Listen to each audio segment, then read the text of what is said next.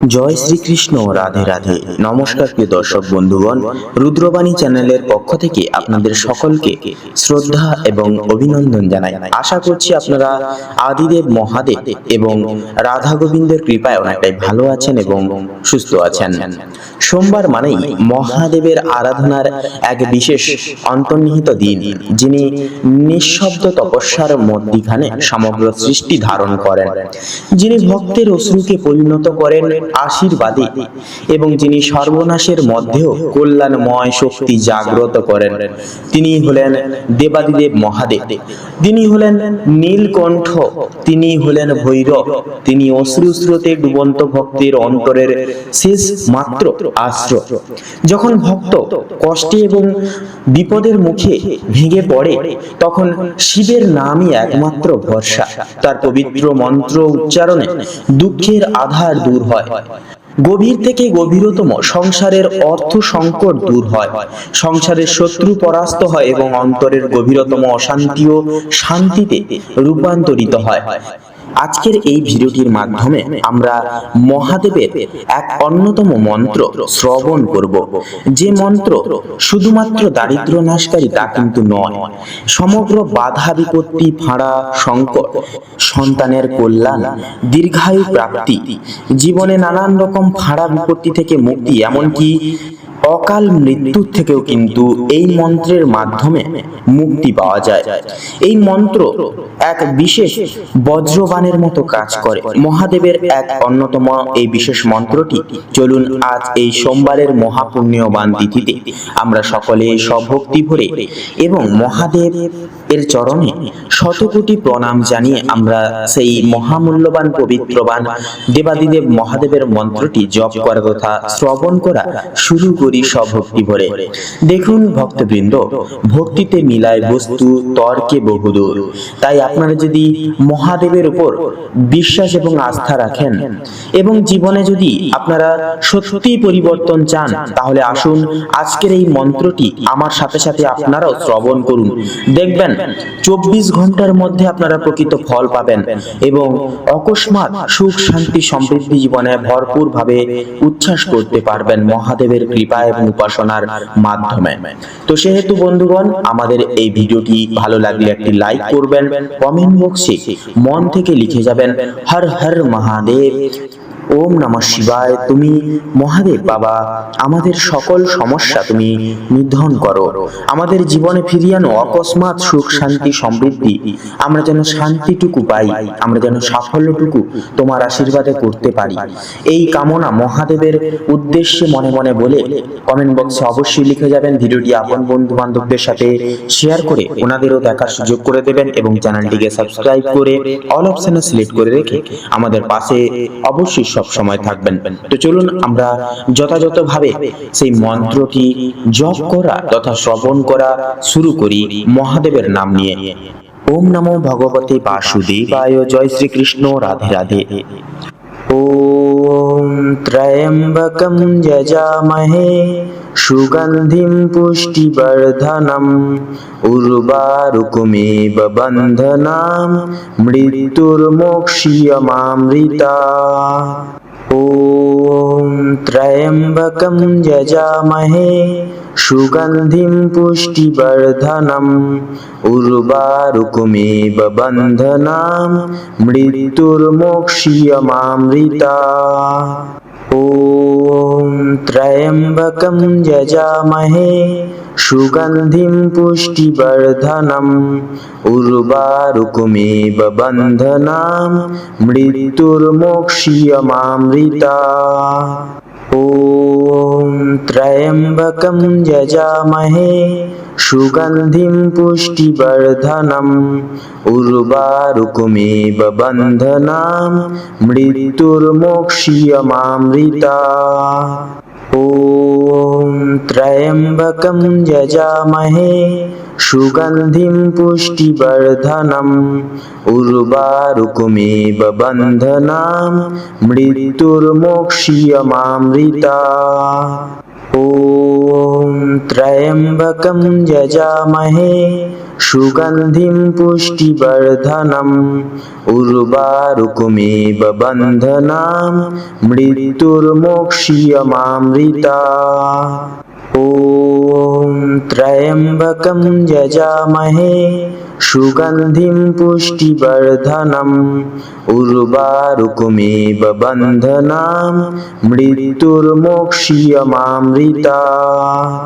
ॐ त्र्यम्बकं यजामहे सुगन्धिं पुष्टिवर्धनम् उर्वारुकमेव बन्धनां मृत्युर्मोक्ष्यमामृता। ॐ त्र्यम्बकं यजामहे सुगन्धिं पुष्टिवर्धनम् उर्वारुकमेव बन्धनां मृत्युर्मोक्ष्यमामृता। ॐ त्र्यम्बकं यजामहे सुगन्धिं पुष्टिवर्धनम् उर्वारुकमेव बन्धनां मृत्युर्मोक्ष्यमामृता। ॐ त्र्यम्बकं यजामहे सुगन्धिं पुष्टिवर्धनम् उर्वारुकमेव बन्धनां मृत्युर्मोक्ष्यमामृता। ॐ त्र्यम्बकं यजामहे सुगन्धिं पुष्टिवर्धनम् उर्वारुकमेव बन्धनां मृत्युर्मोक्ष्यमामृता। ॐ त्र्यम्बकं यजामहे सुगन्धिं पुष्टिवर्धनम् उर्वारुकमेव बन्धनां मृत्युर्मोक्ष्यमामृता। ॐ त्र्यम्बकं यजामहे सुगन्धिं पुष्टिवर्धनम् उर्वारुकमेव बन्धनां मृत्युर्मोक्ष्यमामृता।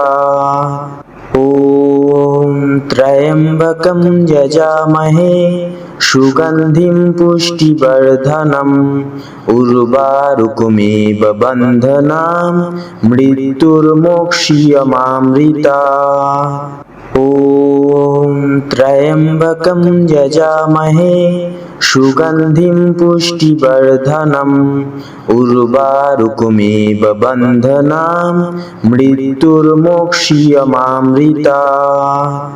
ॐ त्र्यम्बकं यजामहे सुगन्धिं पुष्टिवर्धनम् उर्वारुकमेव बन्धनां मृत्युर्मोक्ष्यमामृता। ॐ त्र्यम्बकं यजामहे सुगन्धिं पुष्टिवर्धनम् उर्वारुकमेव बन्धनां मृत्युर्मोक्ष्यमामृता। ॐ त्र्यम्बकं यजामहे सुगन्धिं पुष्टिवर्धनम् उर्वारुकमेव बन्धनां मृत्युर्मोक्ष्यमामृता। ॐ त्र्यम्बकं यजामहे सुगन्धिं पुष्टिवर्धनम् उर्वारुकमेव बन्धनां मृत्युर्मोक्ष्यमामृता। ॐ त्र्यम्बकं यजामहे सुगन्धिं पुष्टिवर्धनम् उर्वारुकमेव बन्धनां मृत्युर्मोक्ष्यमामृता। ॐ त्र्यम्बकं यजामहे सुगन्धिं पुष्टिवर्धनम् उर्वारुकमेव बन्धनां मृत्युर्मोक्ष्यमामृता। ॐ त्र्यम्बकं यजामहे सुगन्धिं पुष्टिवर्धनम् उर्वारुकमेव बन्धनां मृत्युर्मोक्ष्यमामृता। ॐ त्र्यम्बकं यजामहे सुगन्धिं पुष्टिवर्धनम् उर्वारुकमेव बन्धनां मृत्युर्मोक्ष्यमामृता। ॐ ॐ त्र्यम्बकं यजामहे सुगन्धिं पुष्टिवर्धनम् उर्वारुकमिव बन्धनान् मृत्युर्मोक्ष्यमामृतात्। ॐ त्र्यम्बकं यजामहे सुगन्धिं पुष्टिवर्धनम् उर्वारुकमिव बन्धनान् मृत्युर्मोक्ष्यमामृतात्। ॐ त्र्यम्बकं यजामहे सुगन्धिं पुष्टिवर्धनम् उर्वारुकमिव बन्धनान् मृत्युर्मोक्ष्यमामृतात्। ॐ त्र्यम्बकं यजामहे सुगन्धिं पुष्टिवर्धनम् उर्वारुकमिव बन्धनान् मृत्युर्मोक्ष्यमामृतात्। ॐ त्र्यम्बकं यजामहे सुगन्धिं पुष्टिवर्धनम् उर्वारुकमिव बन्धनान् मृत्युर्मोक्ष्यमामृतात्। ॐ त्र्यम्बकं यजामहे सुगन्धिं पुष्टिवर्धनम् उर्वारुकमिव बन्धनान् मृत्युर्मोक्ष्यमामृतात्। ॐ त्र्यम्बकं यजामहे सुगन्धिं पुष्टिवर्धनम् उर्वारुकमिव बन्धनान् मृत्युर्मोक्ष्यमामृतात्। ॐ त्र्यम्बकं यजामहे सुगन्धिं पुष्टिवर्धनम् उर्वारुकमिव बन्धनान् मृत्युर्मोक्ष्यमामृतात्। ॐ त्र्यम्बकं यजामहे सुगन्धिं पुष्टिवर्धनम् उर्वारुकमिव बन्धनान् मृत्युर्मोक्ष्यमामृतात्।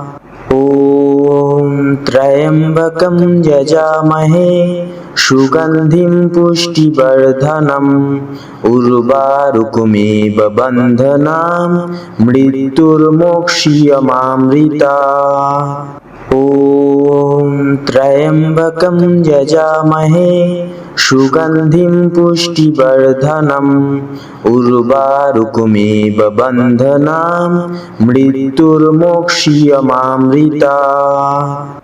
ॐ त्र्यम्बकं यजामहे सुगन्धिं पुष्टिवर्धनम् उर्वारुकमिव बन्धनान् मृत्युर्मोक्ष्यमामृतात्। ॐ त्र्यम्बकं यजामहे सुगन्धिं पुष्टिवर्धनम् उर्वारुकमिव बन्धनान् मृत्युर्मोक्ष्यमामृतात्। ॐ त्र्यम्बकं यजामहे सुगन्धिं पुष्टिवर्धनम् उर्वारुकमिव बन्धनान् मृत्युर्मोक्ष्यमामृतात्। ॐ त्र्यम्बकं यजामहे सुगन्धिं पुष्टिवर्धनम् उर्वारुकमिव बन्धनान् मृत्युर्मोक्ष्यमामृतात्। ॐ त्र्यम्बकं यजामहे सुगन्धिं पुष्टिवर्धनम् उर्वारुकमिव बन्धनान् मृत्युर्मोक्ष्यमामृतात्। ॐ त्र्यम्बकं यजामहे सुगन्धिं पुष्टिवर्धनम् उर्वारुकमिव बन्धनान् मृत्युर्मोक्ष्यमामृतात्। ॐ त्र्यम्बकं यजामहे सुगन्धिं पुष्टिवर्धनम् उर्वारुकमिव बन्धनान् मृत्युर्मोक्ष्यमामृतात्। ॐ त्र्यम्बकं यजामहे सुगन्धिं पुष्टिवर्धनम् उर्वारुकमिव बन्धनान् मृत्युर्मोक्ष्यमामृतात्। ॐ त्र्यम्बकं यजामहे सुगन्धिं पुष्टिवर्धनम् उर्वारुकमिव बन्धनान् मृत्युर्मोक्ष्यमामृतात्। ॐ त्र्यम्बकं यजामहे सुगन्धिं पुष्टिवर्धनम् उर्वारुकमिव बन्धनान् मृत्युर्मोक्ष्यमामृतात्। ॐ त्र्यम्बकं यजामहे सुगन्धिं पुष्टिवर्धनम् उर्वारुकमिव बन्धनान् मृत्युर्मोक्ष्यमामृतात्। ॐ त्र्यम्बकं यजामहे सुगन्धिं पुष्टिवर्धनम् उर्वारुकमिव बन्धनान् मृत्युर्मोक्ष्यमामृतात्। ॐ त्र्यम्बकं यजामहे सुगन्धिं पुष्टिवर्धनम् उर्वारुकमिव बन्धनान् मृत्युर्मोक्ष्यमामृतात्। ॐ त्र्यम्बकं यजामहे सुगन्धिं पुष्टिवर्धनम् उर्वारुकमिव बन्धनान् मृत्युर्मोक्ष्यमामृतात्। ॐ त्र्यम्बकं यजामहे सुगन्धिं पुष्टिवर्धनम् उर्वारुकमिव बन्धनान् मृत्युर्मोक्ष्यमामृतात्। ॐ त्र्यम्बकं यजामहे सुगन्धिं पुष्टिवर्धनम् उर्वारुकमिव बन्धनान् मृत्युर्मोक्ष्यमामृतात्। ॐ त्र्यम्बकं यजामहे सुगन्धिं पुष्टिवर्धनम् उर्वारुकमिव बन्धनान् मृत्युर्मोक्ष्यमामृतात्।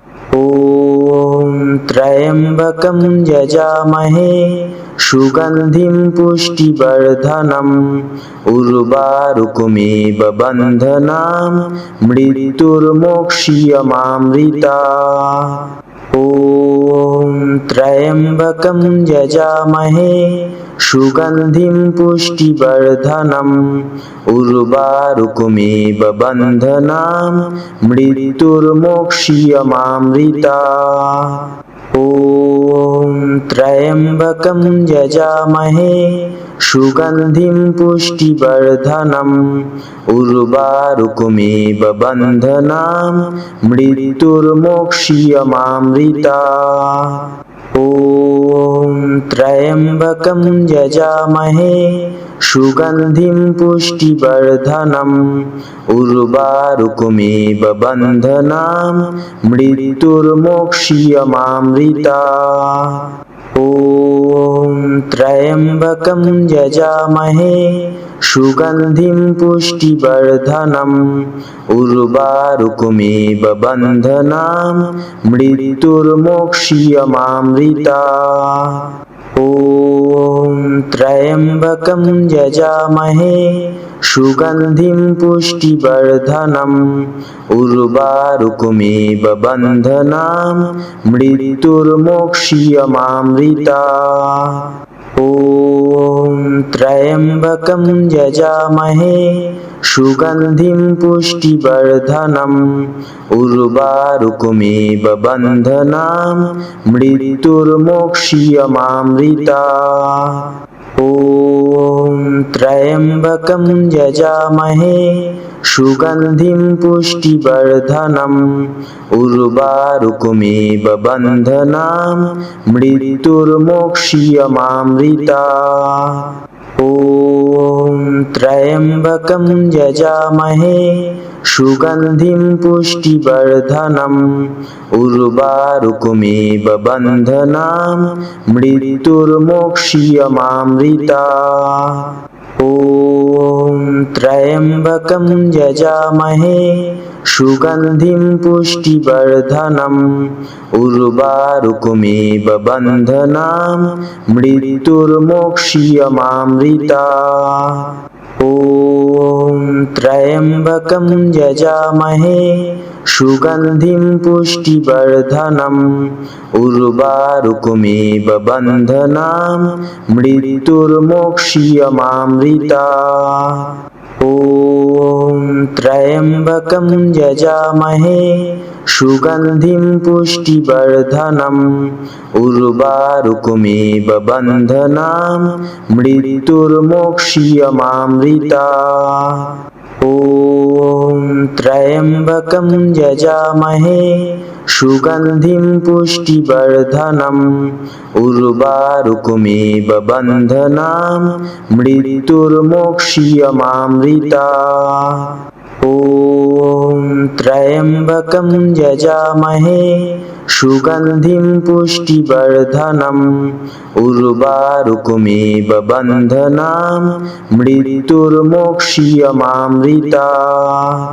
ॐ त्र्यम्बकं यजामहे सुगन्धिं पुष्टिवर्धनम् उर्वारुकमेव बन्धनान् मृत्युर्मोक्ष्यमामृता। ॐ त्र्यम्बकं यजामहे सुगन्धिं पुष्टिवर्धनम् उर्वारुकमेव बन्धनान् मृत्युर्मोक्ष्यमामृता। ॐ त्र्यम्बकं यजामहे सुगन्धिं पुष्टिवर्धनम् उर्वारुकमेव बन्धनान् मृत्युर्मोक्ष्यमामृता। ॐ त्र्यम्बकं यजामहे सुगन्धिं पुष्टिवर्धनम् उर्वारुकमेव बन्धनान् मृत्युर्मोक्ष्यमामृता। ॐ त्र्यम्बकं यजामहे सुगन्धिं पुष्टिवर्धनम् उर्वारुकमेव बन्धनान् मृत्युर्मोक्ष्यमामृता। ॐ त्र्यम्बकं यजामहे सुगन्धिं पुष्टिवर्धनम् उर्वारुकमेव बन्धनान् मृत्युर्मोक्ष्यमामृता। ॐ त्र्यम्बकं यजामहे सुगन्धिं पुष्टिवर्धनम् उर्वारुकमेव बन्धनान् मृत्युर्मोक्ष्यमामृता। ॐ त्र्यम्बकं यजामहे सुगन्धिं पुष्टिवर्धनम् उर्वारुकमेव बन्धनान् मृत्युर्मोक्ष्यमामृता। ॐ त्र्यम्बकं यजामहे सुगन्धिं पुष्टिवर्धनम् उर्वारुकमेव बन्धनान् मृत्युर्मोक्ष्यमामृता। ॐ त्र्यम्बकं यजामहे सुगन्धिं पुष्टिवर्धनम् उर्वारुकमेव बन्धनान् मृत्युर्मोक्ष्यमामृता। ॐ त्र्यम्बकं यजामहे सुगन्धिं पुष्टिवर्धनम् उर्वारुकमेव बन्धनान् मृत्युर्मोक्ष्यमामृता। ॐ त्र्यम्बकं यजामहे सुगन्धिं पुष्टिवर्धनम् उर्वारुकमेव बन्धनान् मृत्युर्मोक्ष्यमामृता। ॐ त्र्यम्बकं यजामहे सुगन्धिं पुष्टिवर्धनम् उर्वारुकमेव बन्धनान् मृत्युर्मोक्ष्यमामृता। ॐ ॐ त्र्यम्बकं यजामहे सुगन्धिं पुष्टिवर्धनम् उर्वारुकमिव बन्धनान् मृत्युर्मोक्ष्यमामृतात्। ॐ त्र्यम्बकं यजामहे सुगन्धिं पुष्टिवर्धनम् उर्वारुकमिव बन्धनान् मृत्युर्मोक्ष्यमामृतात्। ॐ त्र्यम्बकं यजामहे सुगन्धिं पुष्टिवर्धनम् उर्वारुकमिव बन्धनान् मृत्युर्मोक्ष्यमामृतात्। ॐ त्र्यम्बकं यजामहे सुगन्धिं पुष्टिवर्धनम् उर्वारुकमिव बन्धनान् मृत्युर्मोक्ष्यमामृतात्। ॐ त्र्यम्बकं यजामहे सुगन्धिं पुष्टिवर्धनम् उर्वारुकमिव बन्धनान् मृत्युर्मोक्ष्यमामृतात्। ॐ त्र्यम्बकं यजामहे सुगन्धिं पुष्टिवर्धनम् उर्वारुकमिव बन्धनान् मृत्युर्मोक्ष्यमामृतात्। ॐ त्र्यम्बकं यजामहे सुगन्धिं पुष्टिवर्धनम् उर्वारुकमिव बन्धनान् मृत्युर्मोक्ष्यमामृतात्। ॐ त्र्यम्बकं यजामहे सुगन्धिं पुष्टिवर्धनम् उर्वारुकमिव बन्धनान् मृत्युर्मोक्ष्यमामृतात्। ॐ त्र्यम्बकं यजामहे सुगन्धिं पुष्टिवर्धनम् उर्वारुकमिव बन्धनान् मृत्युर्मोक्ष्यमामृतात्। ॐ त्र्यम्बकं यजामहे सुगन्धिं पुष्टिवर्धनम् उर्वारुकमिव बन्धनान् मृत्युर्मोक्ष्यमामृतात्। ॐ त्र्यम्बकं यजामहे सुगन्धिं पुष्टिवर्धनम् उर्वारुकमिव बन्धनान् मृत्युर्मोक्ष्यमामृतात्।